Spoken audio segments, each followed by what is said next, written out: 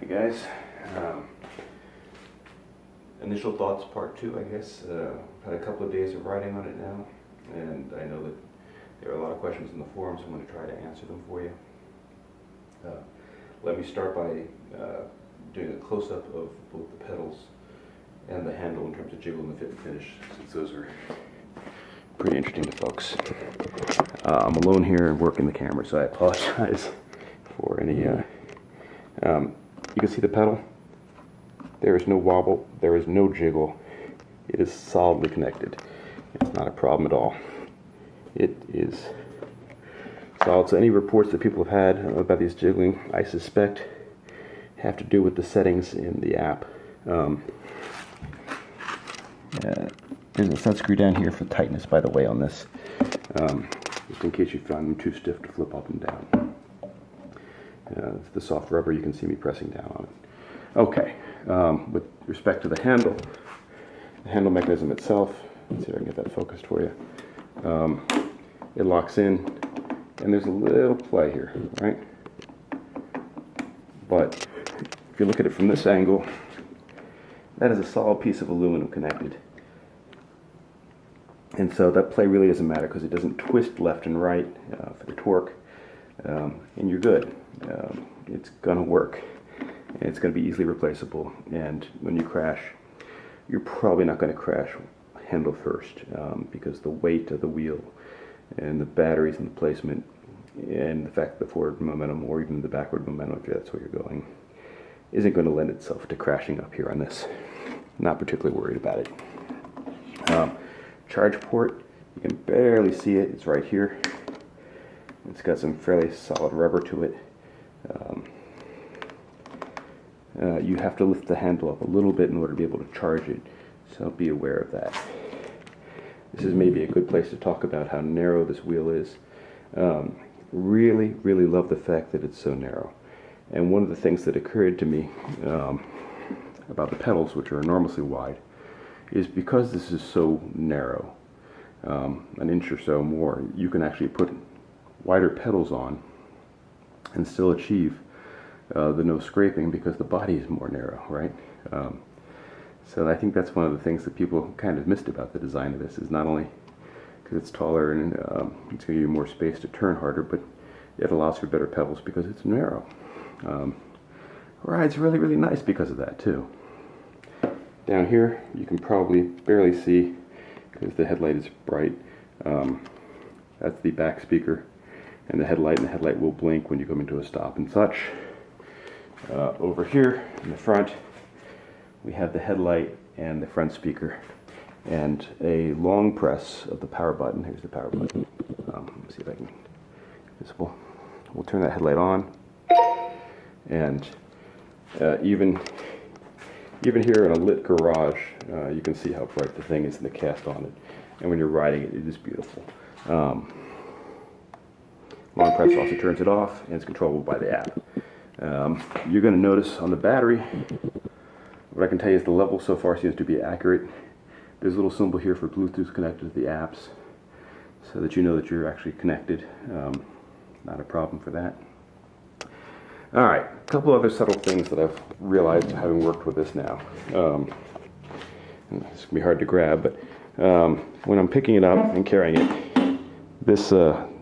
this bar being positioned as it is not a problem. I can leave the handle up while I'm carrying it. Really, really love that. Also, the power button is right here by the handle for when you need it turning on and off within easy reach.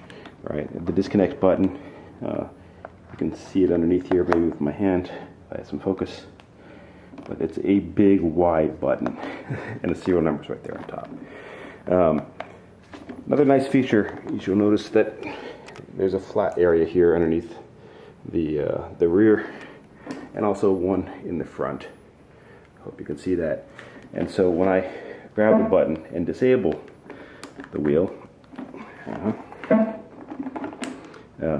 I can roll it forward, and it'll sit. Right? So that is super nice because now we're in a nice stable position there. Let me press the button, close the wheel, and go up here.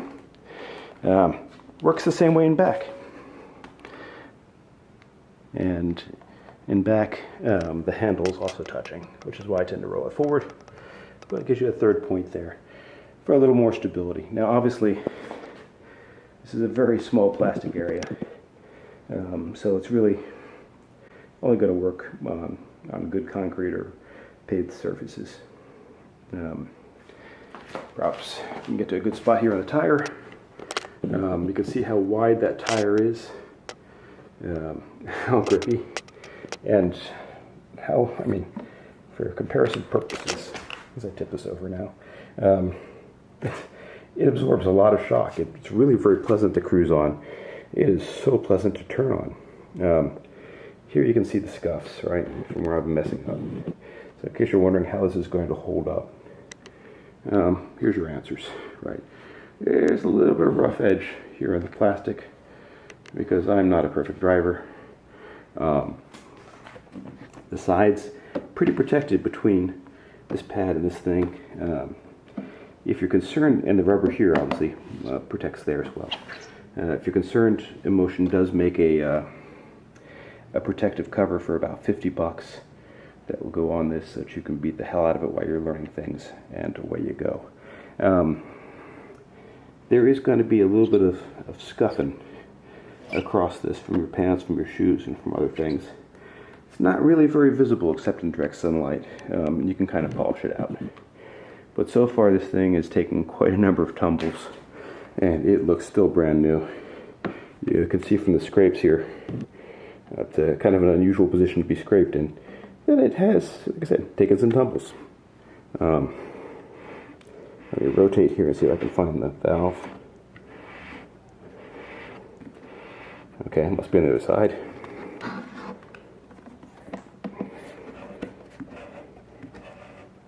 And you can see the stability of this thing sitting on its own, right? So here's the valve. And you're going to need something flexible to get at that, right? Valve stem in terms of what have you.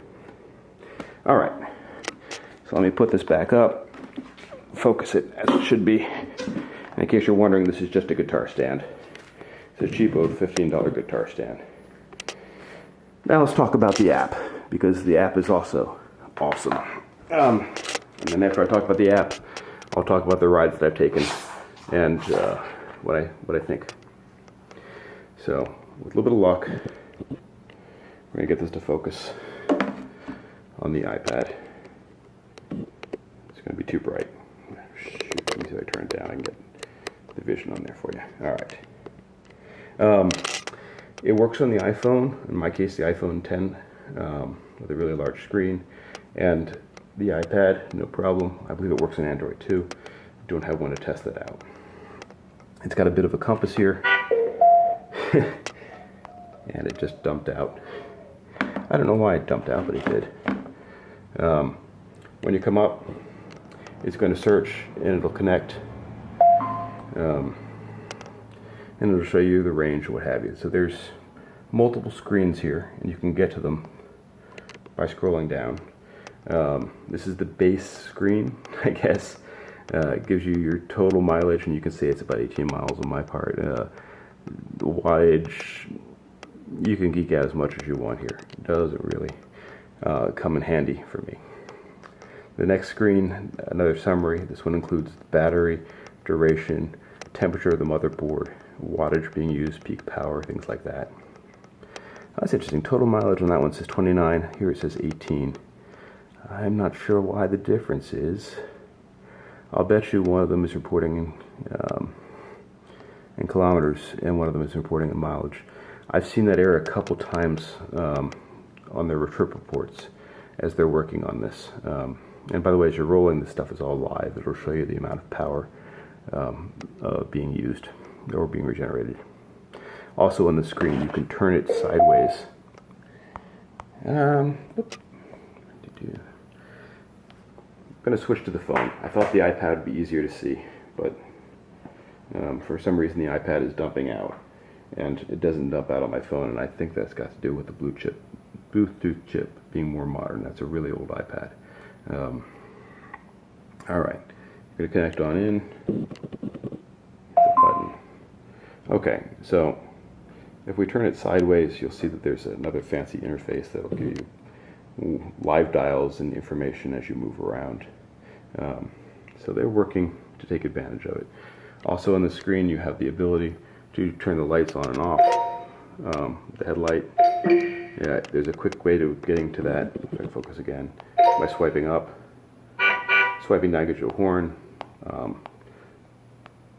Swiping up to turn the headlight off again. You can also hit the horn from that horn button down there. Not particularly useful, but some